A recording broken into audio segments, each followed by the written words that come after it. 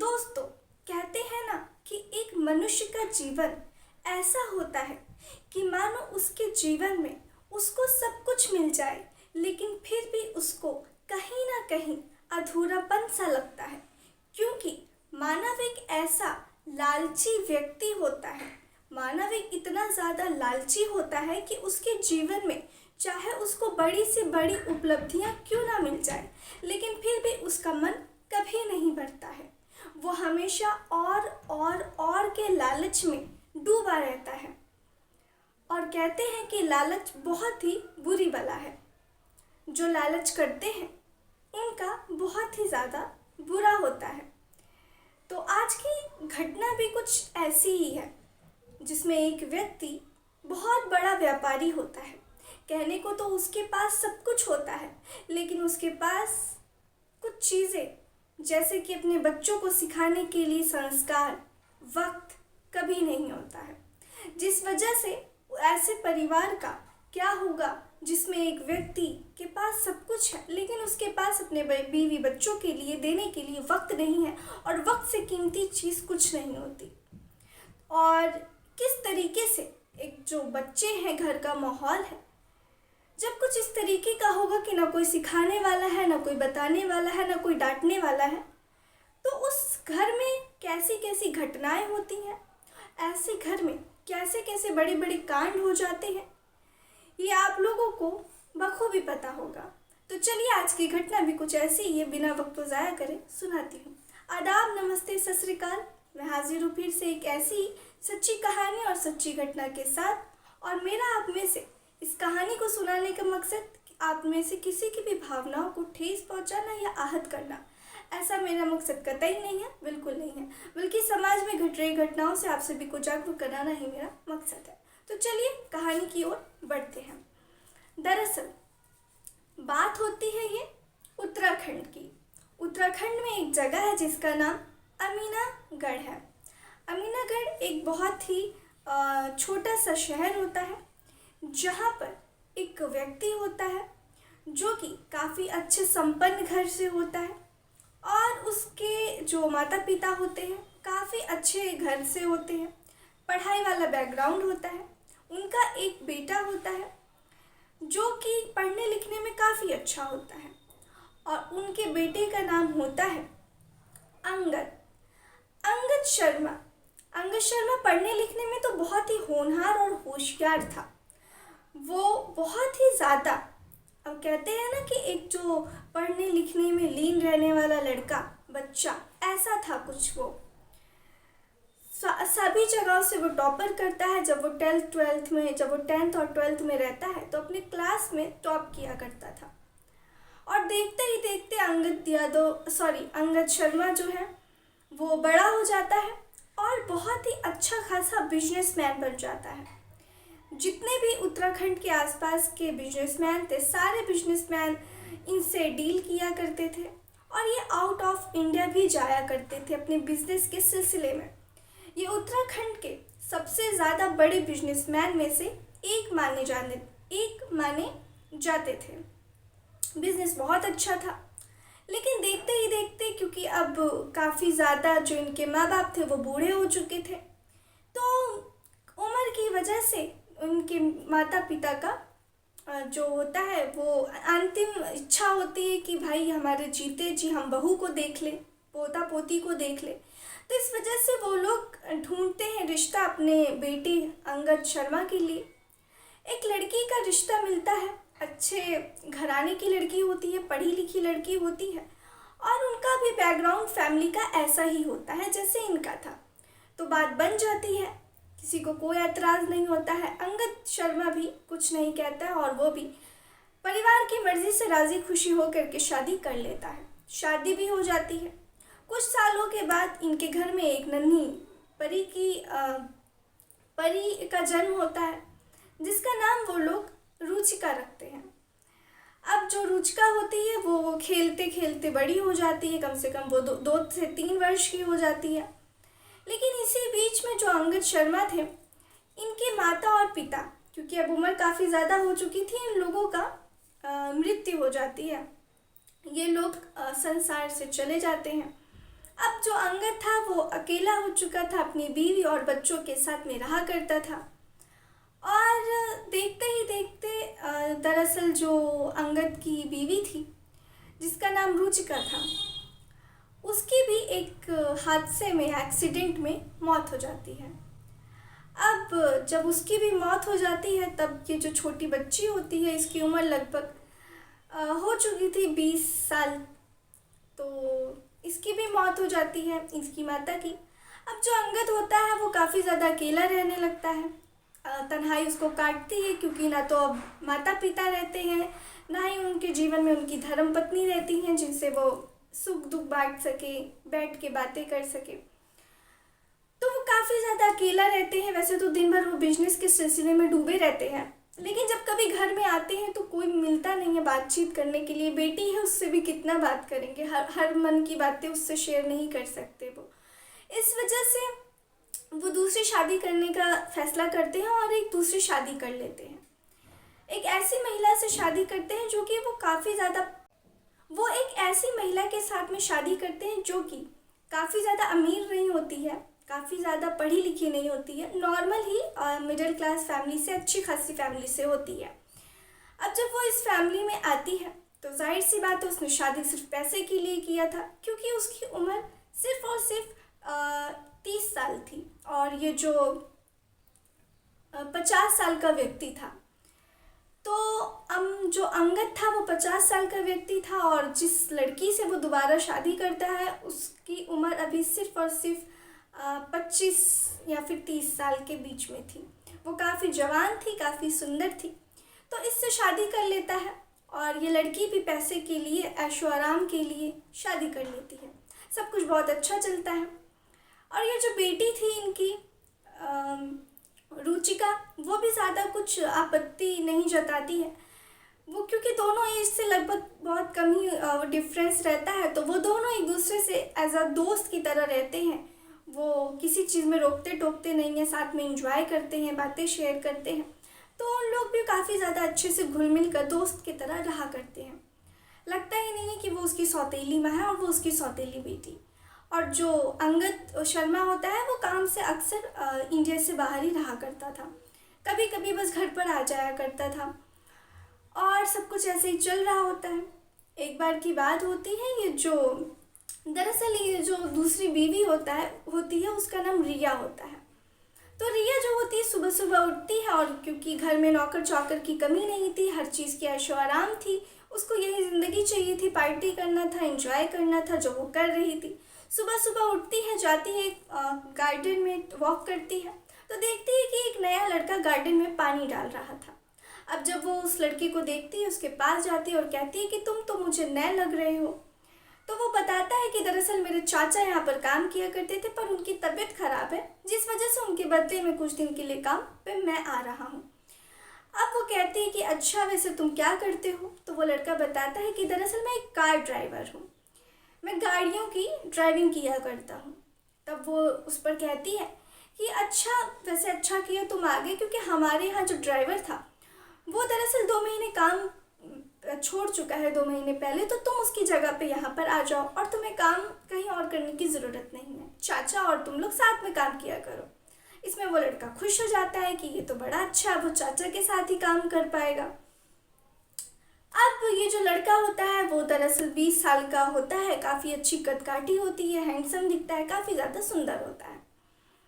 उसके बाद में ये जो महिला होती है, अब इसका काम होता है कि वो ड्राइवर को अपनी गाड़ी चलाने के लिए बोलती है जब भी उसको पार्टी में जाना होता है। तो ये सुबह सुबह काफ़ी अच्छे कपड़े पहन करके, तैयार होकर के, रेडी होकर के जाती है क्लब के लिए, ड्राइवर को बुलाती है। ड्राइवर आता है, उसको लेकर के क्लब में पहुंचता है, क्लब के बाहर खड़ा रहता है। मैडम चली जाती हैं दरअसल रिया क्लब में पार्टी एंजॉय करने के लिए, काफ़ी ज़्यादा शराब पीती हैं, नाचती हैं, दोस्तों के साथ मस्ती करती हैं और उस देखते देखते रात के 12:30 बज जाते हैं। अब ये मैडम काफ़ी ज़्यादा शराब में धुत थी। जब ये क्लब से निकलती हैं तो काफ़ी ज़्यादा लड़खड़ाती हैं और सही से चल भी नहीं पा रही होती हैं। जब ये ड्राइवर देखता है तो उनको संभालते हुए लेकर के आता है, कार में बैठाता है। लेकिन इसी बीच में एक और व्यक्ति जो कि मैडम का पीछा कर रहा था, रिया मैडम का, वो उसको काफ़ी ज़्यादा अपनी कार में बुलाने की कोशिश करता है। लेकिन रिया इतना ज़्यादा धुत थी कि वो कुछ समझ नहीं पा रही थी। अब ये ड्राइवर जो होता है वो काफ़ी ज़्यादा गुस्से में आ जाता है कि उसकी मैडम के साथ वो छेड़खानी कर रहा है कोई दूसरा व्यक्ति। वो उससे हाथापाई कर लेता है, मारपीट हो जाती है, थोड़ा बहुत ज़ख्मी भी हो जाता है ये नौकर, सॉरी ड्राइवर। उसके बाद में ये जो मैडम होती हैं, ये संभालते हुए कार में बैठा करके ये उनको उनके घर तक ले जाता है। अब घर तो पहुंच गए थे, लेकिन अब सवाल ये था कि सेकंड फ्लोर पर लेके कौन जाएगा, क्योंकि ये तो चल भी नहीं पा रही हैं। ये नौकर उन ड्राइवर अपनी गोदी में उठा करके उस महिला को लेके जाता है उनके कमरे तक। जब ये लेकर जाता है तो वो महिला काफ़ी ज़्यादा खुश थी और कहती है बार बार नशे की हालत में कि तुम बहुत अच्छे हो, तुमने मुझे बचा लिया, आई लव यू। वो ऐसी सारी हरकतें बोलती है, करती है। अब वो ड्राइवर उस बातों को इग्नोर करते हुए उनको बेड पर लिटा देता है। लेकिन अब जब वो जा रहा होता है तो महिला जो होती है वो उसको, दरअसल वो मैडम उसको पकड़ लेती है और उसके साथ छेड़छाड़ करने लगती है, उसके कपड़े उतारने लगती है। अब इसमें जो ड्राइवर था वो तो पहले ये सारी चीज़ों से डर रहा था, लेकिन था तो वो भी 20 साल का ही। उसकी भी नीयत बदलती है और वो दोनों के बीच में कुछ ऐसे कारनामे हो जाते हैं जो उस रात नहीं होने चाहिए थे। फिर जब उन दोनों में वो सारी चीज़ें काम चलते हैं 2 घंटे तक, उसके बाद वो नौकर जा करके अपने कमरे में सो जाता है। उसके बाद में सुबह होती है, मालकिन बोलती है कि मुझे तुम्हारे साथ बिताया हुआ वो वक्त याद आ रहा है, काफ़ी ज़्यादा अच्छा लगा था, ये लो कुछ पैसे तुम्हारे इनाम के लिए, जा करके कुछ अपने लिए ख़रीद लेना। अब वो लड़का काफ़ी खुश हो जाता है कि यहाँ पर उसको एक तीर से 2 निशाना, पैसे भी मिल रहे हैं प्लस वो काम भी कर रहा है जो कि उसको काफ़ी ज़्यादा पसंद हर व्यक्ति को आता है। फ्री में ये सारी चीज़ें मिल रही हैं, वो काफ़ी खुश था। ऐसे ये सारी चीज़ें चल रही होती हैं, लेकिन एक बार की बात होती है जब वो लड़की यानी कि रिया की सौतेली बेटी जो होती है वो इन दोनों को ये काम करते हुए एक रात देख लेती है और चुपके से वीडियो बना लेती है। अब जब चुपके से वीडियो बना लेती है तो जब वो उस वीडियो को देखती है बार बार तो उसका भी कहीं ना कहीं मन करने लगता है कि किस तरीके से उसमें ये नौकर उसकी सौतेली माँ के साथ वो चीज़ें कर रहा है, उसका भी मन होता है। अब ये एक रोज़ अपनी माँ के पास पहुँचती और कहती है कि दरअसल मुझे कहीं बाहर जाना है तो आप ड्राइवर को मेरे साथ भेज दीजिए। अब मालकिन कहती है ठीक है, ले जाओ। अब जब वो ड्राइवर के साथ जाती है रास्ते में तो ड्राइवर पूछता है कि आपको कहाँ जाना है, तो वो एक होटल का कमरे बताती है कि यहाँ यहाँ मुझे जाना है। अब वो माँ जो लड़की होती है वो लड़की को नौकर वो लड़की जो होती है वो ड्राइवर के साथ में जाती है वहाँ। अब वहाँ पे वो लोग पहुँच जाते हैं। अब ड्राइवर कहता है कि मैडम आप जाइए, मैं यहीं पर इंतज़ार करूँगा आपका। लेकिन ड्राइवर को वो लड़की कहती है कि तुम्हें भी चलना है साथ में। तो ड्राइवर परेशान, वो कहता है कि मैं आपके साथ वहाँ क्या करूँगा जाकर। उसमें वो लड़की कहती है, अपने मोबाइल से कुछ वीडियो निकालती है और दिखाती है कि ये देखो, मुझे पता है कि तुम रोज़ क्या करते हो रात को, मैं पापा को ये सब कुछ बता दूँगी, इसलिए मैं जैसा बोलूँ वैसा करो। अब वो जो लड़का होता है वो डर जाता है कि उसकी नौकरी हाथ से चली जाएगी, प्लस उस पर केस भी हो सकता है। अब वो लड़का उस लड़की के साथ रूम में जाता है और वो लड़की जो जो जैसा जैसा करती है उसके साथ करता है 2-3 घंटे तक। उसके बाद वो थक जाता है। जब वो थक जाता है तो वो लड़की उसको कुछ दवाई निकाल के देती है जो कि शक्तिवर्धक गोलियाँ होती हैं। अब वो लड़की को ज़बरदस्ती खिलाती है, लड़का खाता है और फिर रात भर उसके साथ में वो काम करता है। सुबह हो जाती है, सुबह ये लोग वापस घर आते हैं। अब वो लड़की कहती है कि मैं तुम्हें जब जब कहूँगी तुम्हें मेरे साथ तब तक आना पड़ेगा। देखो मुझे पता है कि तुम क्या करते हो मेरी माँ के साथ, लेकिन मैं तुम्हें कुछ इसलिए नहीं कहूँगी क्योंकि मुझे पता है कि मेरे पिताजी बाहर रहते हैं, उनकी भी कहीं ना कहीं शारीरिक ज़रूरत होती है, तो इसलिए तुम उनका भी काम करो, मेरा भी काम करो। इसलिए तुम जो बोलोगे, जितना पैसा बोलोगे उतना तो तुम्हें मिलेगा ही, पैसे की कोई चिंता मत करो। उसके बाद में ये जो लड़का होता है, अब उसके लिए और खुशी की क्या बात थी, एक तरफ उसको उसकी माँ के साथ भी करने का मौका मिलता है, उसकी बेटी के साथ भी मौका मिलता है। लड़का बहुत ज़्यादा खुश था, पैसे की किसी चीज़ की कमी नहीं थी। लेकिन इसी बीच दरअसल ये जो मालिक होते हैं, जो कि बाहर देश में बिजनेस में काम किया करते हैं, उनको ये खबर पता चल जाती है कि उनकी बीवी उनके ड्राइवर के साथ में किस तरीके की अश्लील हरकतें करती है। पता नहीं कैसे, लेकिन ये बात पता चल जाती है। अब वो उस महिला को, यानी अपनी दूसरी पत्नी को तलाक देने के लिए वकील को बुलाते हैं और कागजात तैयार कराते हैं। इसकी भनक पता चल जाती है उस महिला रिया को। अब जब रिया को ये बात पता चलती है कि उसका पति उसको तलाक देने वाला है, तब वो अपने पति को रास्ते से हटाने के लिए प्लानिंग करती है नौकर के साथ मिल करके। और नौकर मना कर देता है तो उसको पुलिस की धमकी देती है कि मैं तुम्हारे खिलाफ पुलिस को ये कहूँगी कि तुमने मेरे साथ ज़बरदस्ती किया है, रेप किया है, और मैं तो पैसे वाली हूँ, तुम्हें जेल के अंदर करवा दूंगी, अच्छे अच्छे वकील हायर कर सकती हूँ, तुम क्या करोगे। वो डर जाता है और फिर वो ना चाहते हुए भी उस प्लानिंग में साथ देना पड़ता है उसको। और फिर वो दो गोली सीने में उस बिजनेसमैन के वो दाग देता है जब वो प्रॉपर्टी का पेपर लेकर के इंडिया वापस आ रहा होता है। रास्ते में ही इधर जो रिया होती है, उसको लगता है कि किसी को कानो कान खबर नहीं होगा, लेकिन पुलिस की एफआईआर चल रही होती है। पुलिस एफआईआर करती है और लोगों पे जब इस केस के बारे में पता किया जाता है, ऑडियो कॉल्स देखी जाती, पूरी जांच पड़ताल की जाती है, तो इसमें 15 दिन का समय लगता है। लेकिन 15 दिन के समय के बाद ही जो उसकी बेटी होती है रुचिका, उसकी भी मौत हो जाती है। दरअसल मौत की वजह होती है फांसी का फंदा, वो फांसी लगा लेती है। अब इधर पुलिस परेशान कि अभी 15 दिन पहले इसके पिता का किसी ने गोली मार करके हत्या किया, अब इसकी जो बेटी है उसने फांसी लगा ली, आखिर ऐसी क्या वजह रही होगी, क्या ये कोई साजिश है। लेकिन जब पता लगाया जाता है, जब सारे सीसीटीवी कैमरा खोजे जाते हैं, तो उसमें निकल करके आता है कि दरअसल इन सब के पीछे रिया का हाथ था, यानी कि सौतेली माँ का हाथ था। जब पुलिस पूछती है कि तुमने ऐसा क्यों किया, तब वो बताती है कि दरअसल उसका नौकर के साथ में, उसके ड्राइवर के साथ में चक्कर चल रहा था। ये बात जो है वो उसके पति को पता चल गई थी, जिस वजह से पति उसको डिवोर्स देने वाला था और इतनी अच्छी खासी प्रॉपर्टी, इतनी लाखों करोड़ों की उसके हाथ से चली जाती, जिस वजह से उसने पति का मर्डर करवा दिया ताकि वो सारी चीज़ों की मालकिन वो खुद बन जाए।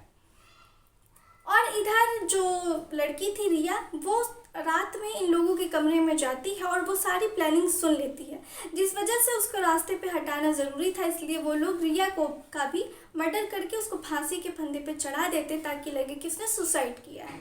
जब ये बात पुलिस के सामने आती है तो फिर उन दोनों को अभी जेल में डाल दिया गया है, इन पर सख्त से सख्त कार्रवाई करी गई और फिर इनको अदालत में लेकर के गए और फिर इन लोगों को 7 साल और 8-8 साल की सज़ा सुनाई गई है। तो दोस्तों, ये थी आज की कहानी। आप लोग मुझे बताएं कि आप लोगों की आज की कहानी कैसी लगी, और अगर आप लोग चाहते हैं कि मैं अपनी वीडियो में आप लोगों का नाम लूँ तो प्लीज़ आप लोग अपना नाम कमेंट में और अपने शहर का नाम कमेंट करें ताकि मैं अपनी वीडियो के लास्ट में आप लोगों का नाम ले सकूँ। चलिए फिर मिलते हैं ऐसे ही किसी सच्ची और अच्छी घटना में। तब तक के लिए आप लोग सावधान रहें, सतर्क रहें और अपना ख्याल रखें। जय हिंद, जय भारत।